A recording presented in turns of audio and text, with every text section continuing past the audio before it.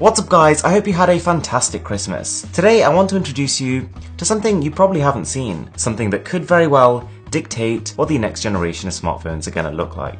You might have heard of Doogee. They released the Doogee Mix, a bit of a surprise hit. They then continued on, released the Doogee Mix 2, a little bit less of a success.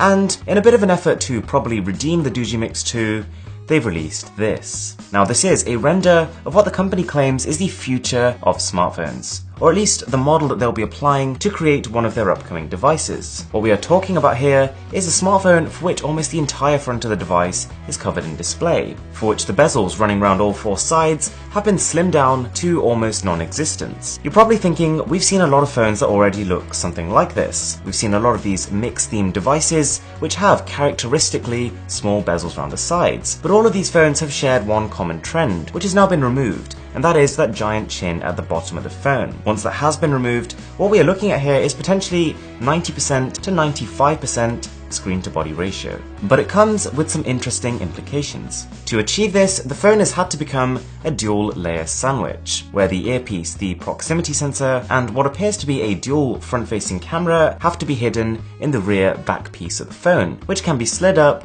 when in use. Now, when I first came across this design, I was kind of thinking, well, this might be causing a few more problems than it's solving. But there are some ways I think that Doogee could implement, or other manufacturers if they're going to go for this form factor, which might actually get around the problem a little bit. The fact that the phone can be slid up and down into two different positions potentially gives you another input method, the equivalent of having potentially another button on the phone. What could be done is every time you slide up the phone, it could automatically open up the camera app. But you could actually take it a step further on this style of phone to make it even easier than it is now. If you think about it, if you are going to be sliding up this phone to use the camera, the phone automatically knows you're going to be using the front camera. If you just open the camera app and the front isn't open, it knows you want to use the rear camera. So if anything, this unusual form factor could potentially make our camera experience even more convenient. It could save us a click compared to the type of smartphones we use now, where when you open the camera app, 50% of the time you're not using by default the camera that you want to. Another thing they should probably consider is that flicking your smartphone open and closed 25-30 times a day could get kind of tiring. One option would be to get some strong, durable coils and spring load the smartphone, such that every time you push it back into place, there's a little bit of resistance, but that means it is then loaded. The springs will be compressed so that if you then press a release switch on the side of the phone, every time you want the phone to flick up, it'll do so automatically and effortlessly. This might, however, over time cause a little bit of a risk of wear and tear.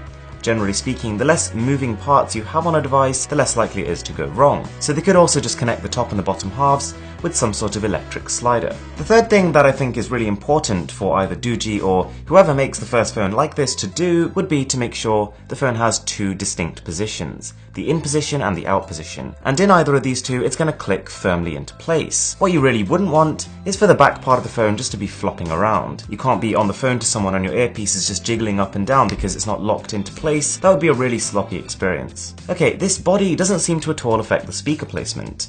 The fingerprint scanner can just be placed on the rear like it is on maybe 30-40% of phones, and that is also fine by me as long as it's well highlighted. What it might add though is thickness. Now technically speaking, if this phone was designed 100% efficiently, if there was no spare space between the components, if the battery was no thicker than 4mm and could fit into the rear half of the phone, this phone could be no thicker than 8mm. More than likely though, because this smartphone has to be designed so that no matter which position it's in, all connections remain in place, there is likely to be a bit of inefficiency, a bit of empty space, especially because this is a first gen model. So we could be looking at about 10mm of thickness. Not the end of the world. Alright, so that is pretty exciting stuff. This design seems like a pretty good intermediate step before we have perhaps cameras underneath the front display, 100% screen to body ratios, and earpieces embedded in the frame around the phone. We could very well be seeing phones with this body by mid-2018.